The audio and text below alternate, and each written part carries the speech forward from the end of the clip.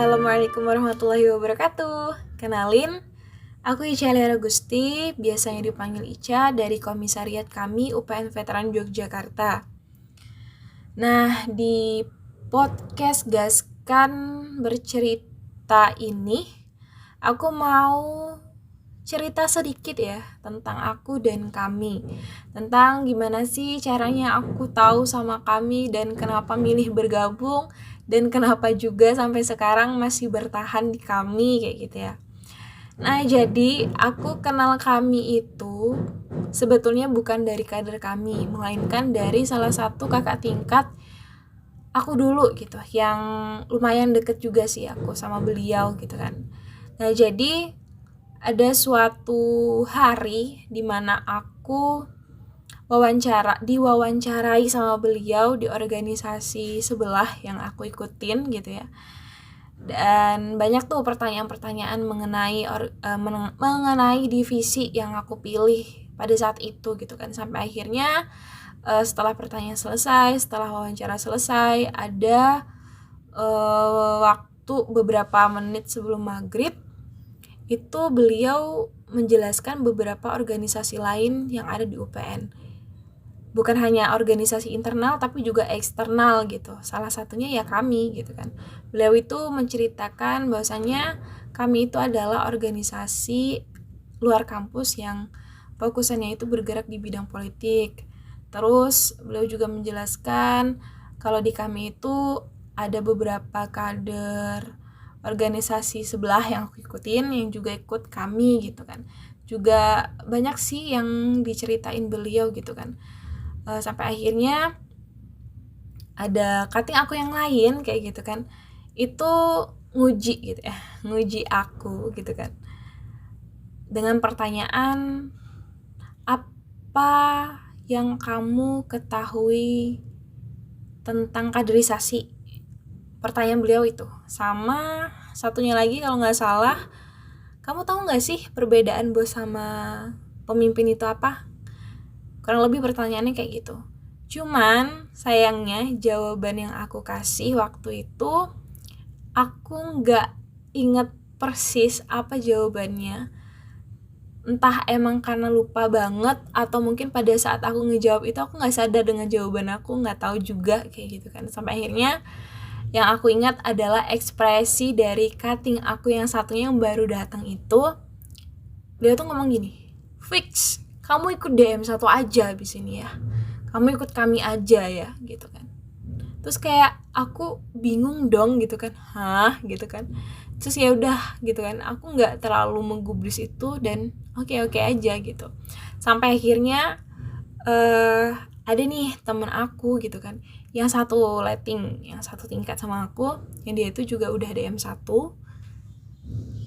Dia ngajakin, ya biasa ya ternyata ya, setelah DM1 udah selesai terus jadi panitia, terus ngajakin temennya lagi untuk memenuhi target sekian kayak gitu.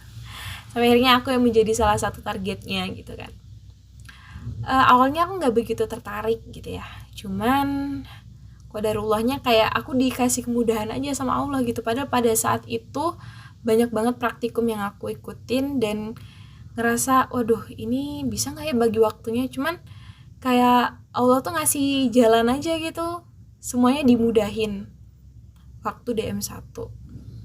Pas DM1 itu rame banget. Kalau kalian angkatan BJ Habibie yang ada di Cangkeringan SDIT Baitus Salam 2, itu Masya Allah sekali ya pesertanya kayak gitu. Dan aku pun mengira kalau DM1 itu pasti pesertanya sebanyak itu, pasti gitu kan, selalu kayak gitu kan. Sampai akhirnya sekarang aku tahu beberapa kendala-kendala dan lain-lainnya kayak gitu selama menjadi panitia DM1 gitu kan. Oke, singkat cerita itu awal mula kenapa cara aku kenal kami gitu ya, pintu gerbang utama aku kenal kami gitu kan. Terus yang kedua, alasan kenapa aku masih bertahan di kami gitu. Apa ya alasannya ya? Kalau dari aku pribadi yang lebih masuk akal kenapa aku masih bertahan di kami, terutama di kepengurusannya adalah karena amanah dan kepercayaan dari teman-teman aku. Ya mereka percaya sih sama aku, insya Allah gitu kan. Ya, nggak apa-apa, pede dulu aja. Nah itu yang buat aku, oh ya udah gitu kan, aku menyanggupi untuk bergabung, maksudnya masih bergabung dalam struktur kami di komisariat kayak gitu, karena kepercayaan mereka gitu. Dan yang paling buat aku nyaman juga gitu kan di kami gitu kan, itu aku ngerasa di kami aku menemukan orang-orang yang luar biasa, luar biasa banget kayak gitu kan. Ada orang-orang yang mempunyai pola pikir yang bijaksana, pola pikir yang cerdas. Ada juga orang-orang yang luar biasanya menyebalkan tapi mengasihkan juga. Terus di sana, di kami juga gitu ya, di kami juga aku bisa belajar banyak hal tentang profesionalitas dalam bekerja bersama tim terutama gitu kan. Nah jadi menurut aku pribadi, kami itu bisa menjadi sebuah wadah yang sangat berpotensi untuk menampung orang-orang yang ingin mengasah skillnya, atau orang-orang yang dia itu belum tahu punya potensi apa sebetulnya kayak gitu kan. Ya karena namanya organisasi eksternal pasti kan menghimpun orang-orang yang punya keahlian yang beragam kayak gitu kan. Kalau misalnya bisa dikembangkan lebih baik lagi gitu kan, ya bisa dikatakan kami akan mencetak atau melahirkan generasi-generasi yang profesional gitu di bidang masing-masing berdasarkan apa yang menjadi minatnya, keahliannya, dan yang menjadi bakatnya juga kayak gitu kan. Jadi kami ngerasa aku terfasilitasi dengan apa yang menjadi minat aku. Contohnya kayak panahan atau olahraga lainnya gitu kan, atau forum-forum diskusi ringan kayak gitu.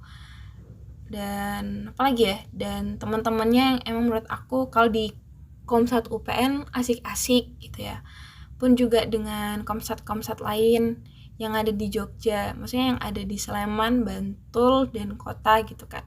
Itu orangnya juga asik-asik kayak gitu, welcome gitu, dan ramah-ramah gitu kan. Orang-orangnya sih yang buat nyaman gitu. Terlepas dari apa yang menjadi keresahan kader-kader kami yang lain terkait sistem dan lain-lain ya. Nah, beberapa orang juga sebenarnya itu pernah mengatakan di kami itu selain berhasil membuat kita jatuh cinta terhadapnya, tapi juga bisa membuat kita patah hati. Jadi dua hal yang bertolak belakang tapi bisa dirasakan secara bersamaan.